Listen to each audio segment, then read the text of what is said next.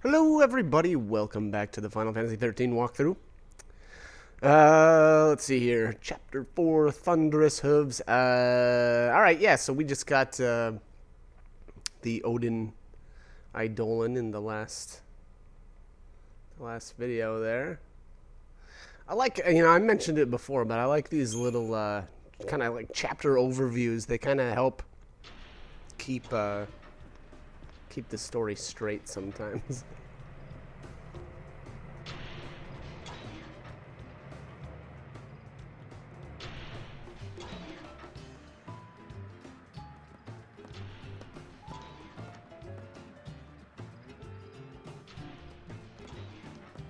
No sign of soldiers. Guess lightning got their attention. I wonder how Hope's doing. They were headed towards Palimpolum. Kid's on his way home. You can bet on it. Good for him.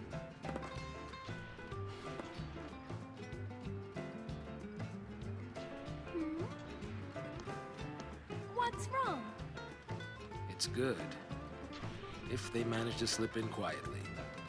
All of Cocoon is in the grip of pulse phobia.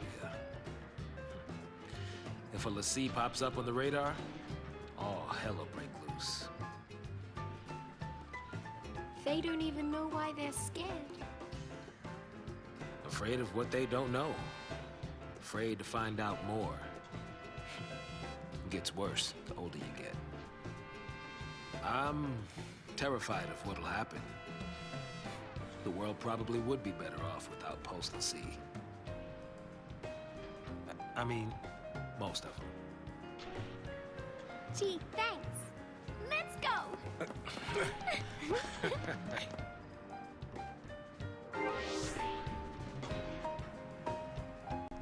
Alright.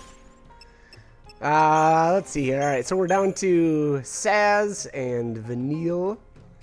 And we'll have these two, or these two will be together for quite some time.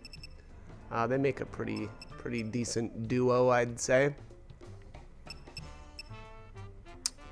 As far as equipment, unfortunately, now I didn't take off any of Lightning or Hope's gear, and I think they kind of have I'd say almost like the better stuff. I don't know, for lack of a better term. So the commando role here, I'll be using Saz with yeah, he'll be mostly commando. So it would have been nice to have the strength boosting item. I forget I think it's the power wristband. But unfortunately, I left that on Lightning, and I don't know if I had much of a choice there. I guess if I would have remembered. So the problem that I have now is it's been so many years since I've played this that I don't remember where they split off, or where I should say where one group's kind of battles end, and where the next group kind of picks up. So had I remembered, I probably would have tried to remove Lightning and Hope's equipment there before we made the transition, and unfortunately here this one ends up being quite long, so we'll be spending quite a bit of time here with Saz and Vanille. Excuse me. Right off the bat here, you'll actually want to head back up kind of the way or from the direction that we came from, I suppose. There is a treasure sphere up here. Here we are. And okay, so we'll Phoenix down. Again, I don't use those a whole lot, but they are worth 500 gil if you sell it back to the store. So definitely worth making the trip up here to grab, I'd say. Otherwise, if you've been going through them, well, there's another one for you. This area has some hidden items, kind of semi-hidden anyway. And the character, Saz and Vanille will actually comment on these. There's some consoles. And Vanille does, like I said, I know she definitely comments. She says, oh yeah, I wonder if this would work if it had power. Well, farther on down the line here, we will be turning the power on. So again, you know, so what you can end up doing then is coming back and interacting with the consoles, which will unlock a couple of paths that lead to items. So, you know, again, I guess just keep that in mind. We will be doubling back and getting those items once that actually is an option. But for the time being here, we need to just work our way down.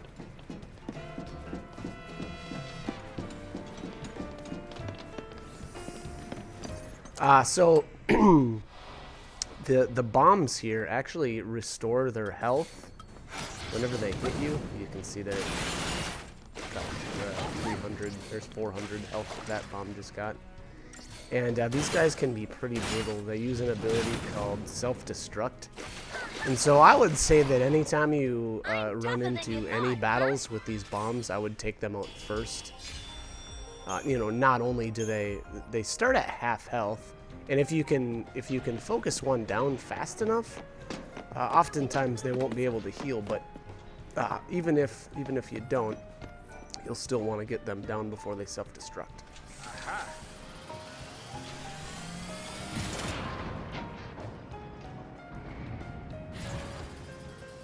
Nothing to it. Hooray, Sass!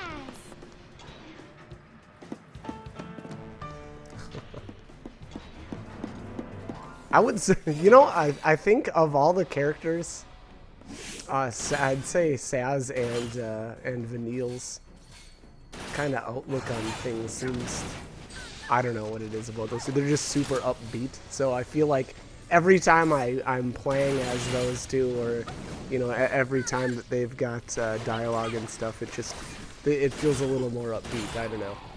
Bullseye. They're very good characters. Now, that being said, you know, in some of the other videos, I mentioned that I don't really like Hope that much, and that's mostly, you know, the exact opposite of these two. You know, he seems like such a downer for, you know, a good portion of the at least the first part of the game, which is fine. You know, you kind of got to have that contrast though too sometimes. So I probably shouldn't trash talk him so much. You know, you can't. Not everybody is you know, sunshine and rainbows. So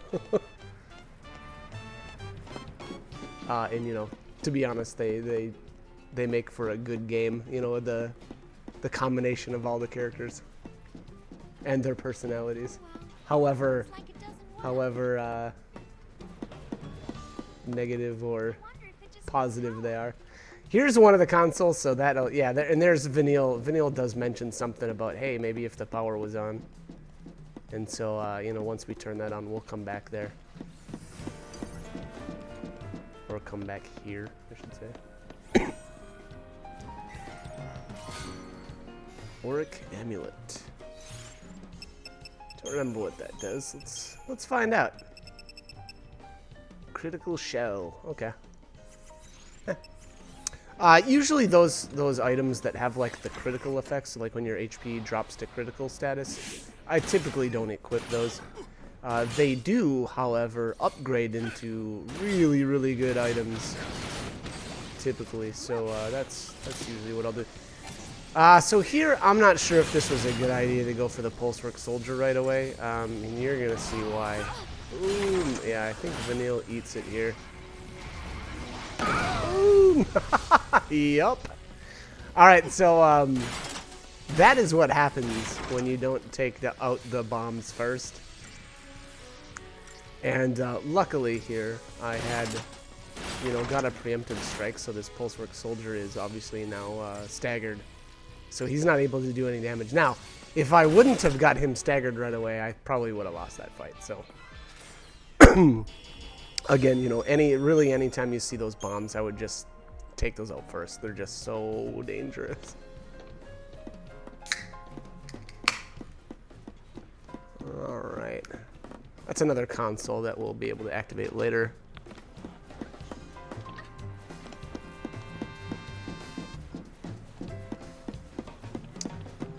Alright. Let's keep on moving here. Yeah, and so unfortunately, you do end up doing a ton of backtracking for this area, but you know, that's okay. At least we've got some really cool, positive characters to run around with.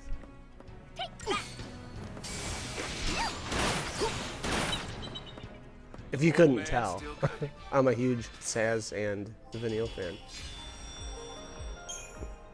Actually, to tell you the truth, I like pretty much everybody a lot, other than, you know, Hope. And I should say, other than Hope during the first disc. I think after you get out of the first disc, things kind of turn around with him. So, all right. Anyways, as far as these enemies here, the gremlins, and there's another gremlin type, I guess.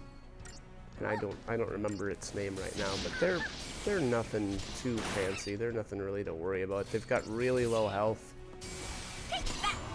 And I think most of the time I end up killing them before I'm able to stagger them. And that's, again, you know, mostly because they've got such low health. Excuse me. Alright, what do we got here? Ember Ring. Okay. So that's going to increase fire resistance. Those actually might not be a bad idea to equip here.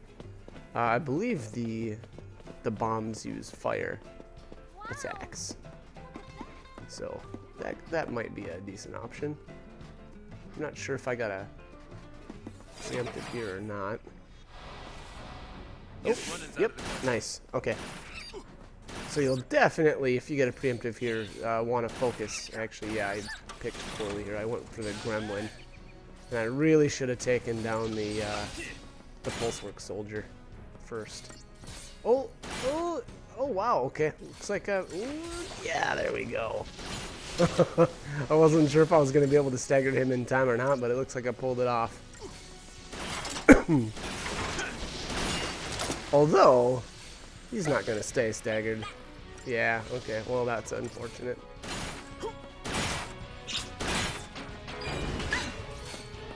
That's weird that it dropped so fast.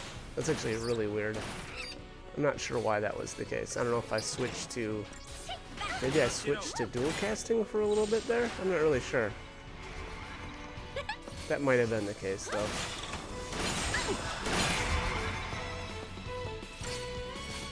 Anyways, alright, how did we finish this out here? Slash and burn? Yeah, I don't know. I probably should have either debuffed this guy or... Well, what I should have done was started on him right away and not killed off that one gremlin first. But that's the problem with just bashing the auto battle.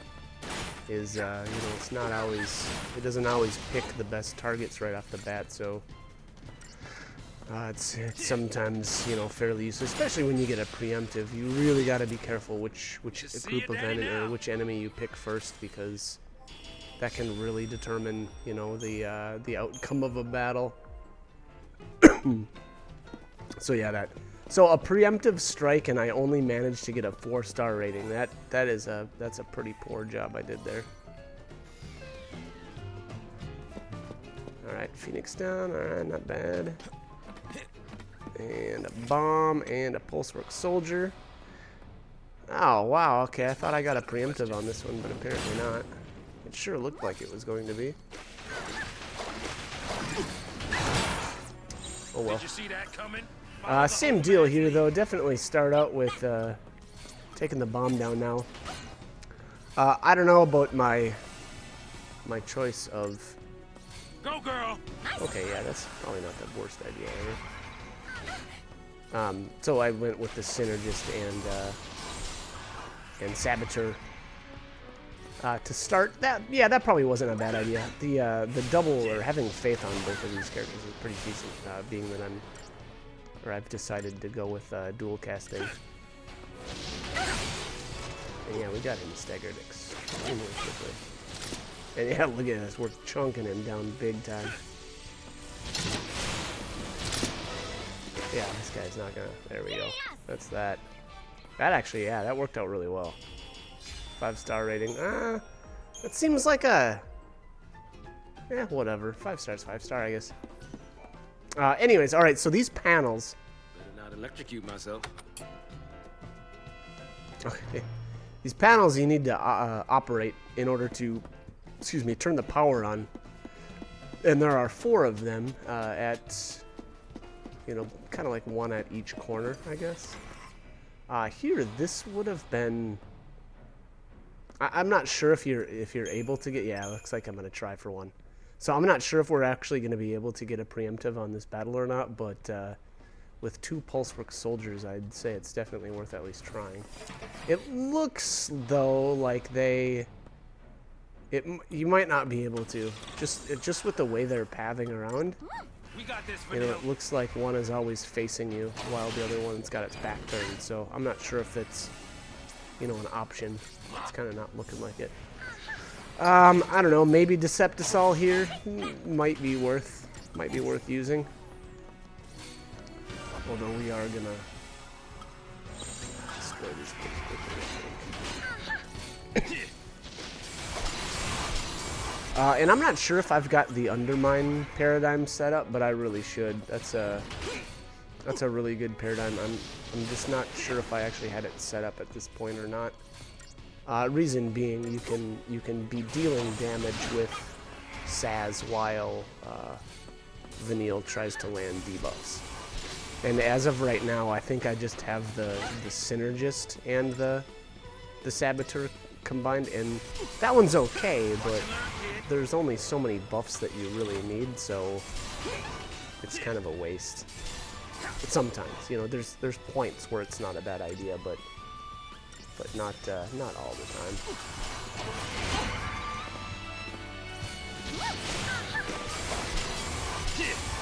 I definitely should have been. Yeah, alright. I was gonna say I should really have switched to that and not use that slash and burn there because we really need to get this chain gauge built up. Now I would switch back, or again use Undermine. And Undermine here would be perfect because, yeah, I don't have that set up. Okay. Well, hopefully I eventually do because, yeah, look at this. So I'm buffing now with buffs that I really don't need to use.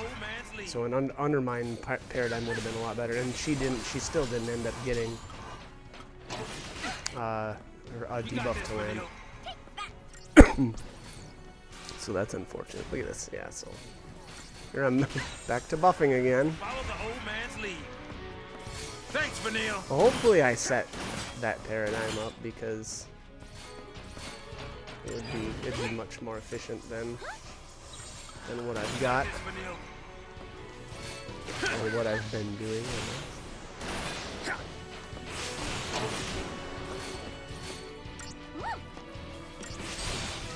Alright, so there we've got him to stagger.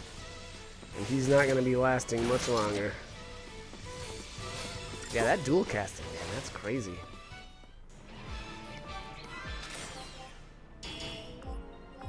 Ugh, God, 2 stars? Yeah, that was horrible. Ugh. I kind of expected that was going to turn out that way, though. Alright, let's see if we can set this up here. Ravager, Saboteur, there we go. So there's the Undermine. That's what I was talking about.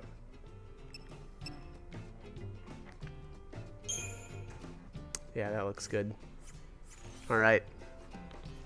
Good stuff. Alright, so here's the second panel. And definitely... Hope the waters aren't fried. Definitely make sure that you're interacting with those. I know at some point here I didn't realize, or I actually didn't activate it, so I end up making like a whole loop because I couldn't figure out which one I didn't activate. So you'll see, it's kind of fun. I mean, so I think I got sidetracked by combat, and then I didn't remember that I needed to activate it. So, you know, then I was like, "What's going on?" I was running around trying to figure out what I did wrong. I was like, "Man, I visited all 4 corners. I don't know what the heck I did." So, all right, there you go. So that looks so much better. That Undermine paradigm. And then here, I don't know if I really needed to go to that slash and burn there. I probably should have just started right on the dual casting, but oh well. Not the end of the world, I guess.